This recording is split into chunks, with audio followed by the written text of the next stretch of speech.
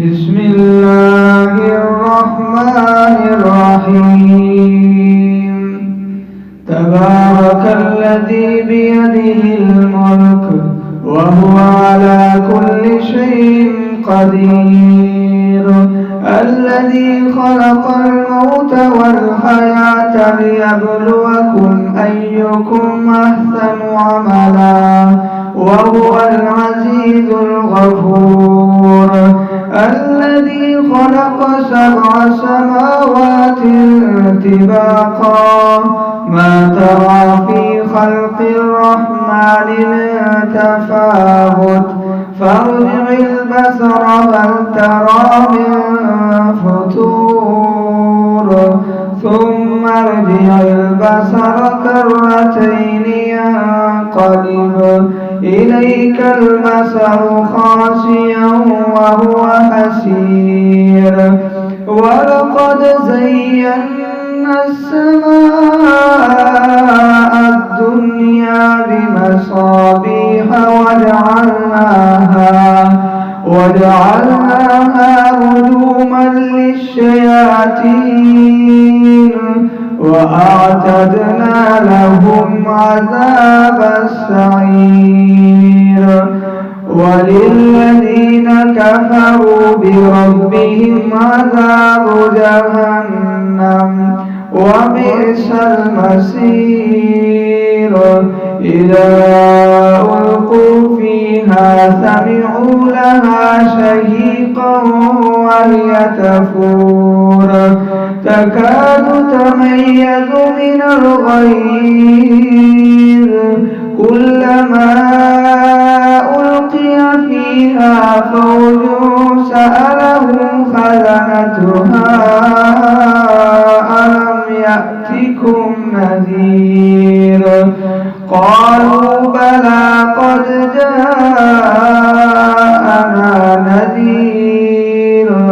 فكذبنا وقلنا ما نزل الله من شيء إن أنتم إلا في ضلال كبير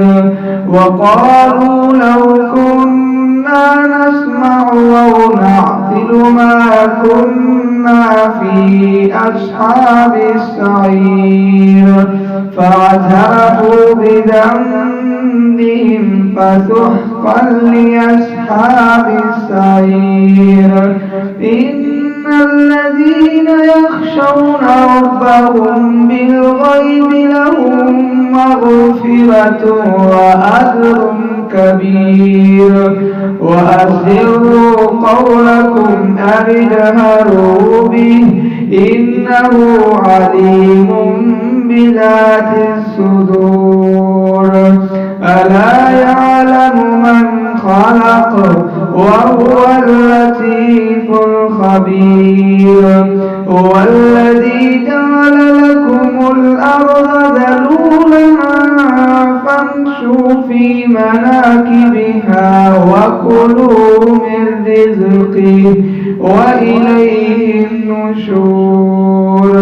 أأمنتم ما في السماء أن يخسف بكم الأرض فإذا هي تمور أم أمنتم ما في السماء أن يرسل عليكم حاصبا فستعلمون كيف نذير ولقد كذب الذين من قبلهم فكيف كان نكير أولم يروا إلى الطير فوقهم صافات ويقبضن ما يمسكهن إلا الرحمن إنه بكل شيء بصير أمن هذا الذي هو جند لكم ينصركم من دون الرحمن إن الكافرون إلا في غرور أمن هذا يرزقكم إن أمسك رزقه بل لجوا في عتب ونفور أفمن يمشي مكبا على وجهه أهدى أمن يمشي سويا على صراط مستقيم قل هو الذي أنشأكم وجعل لكم السمع والأبصار والأفئدة قليلا ما تشكرون قل هو الذي ذرأكم في الأرض وإليه تحشرون ويقولون متى هذا الوعد إن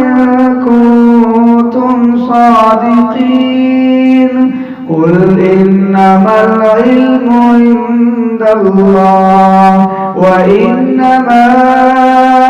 أنا نذير مبين فلما رأوه زلفة سيئت وجوه الذين كفروا وقيل هذا الذي كنتم به تدعون قل أرأيتم إن أهلكني الله ومن معي أو رحمنا فمن يجير الكافرين من عذاب أليم قل هو الرحمن آمنا به وعليه توكلنا فستعلمون من هو في ضلال مبين قل أرأيتم إن أصبح ماؤكم غورا فمن يأتيكم بماء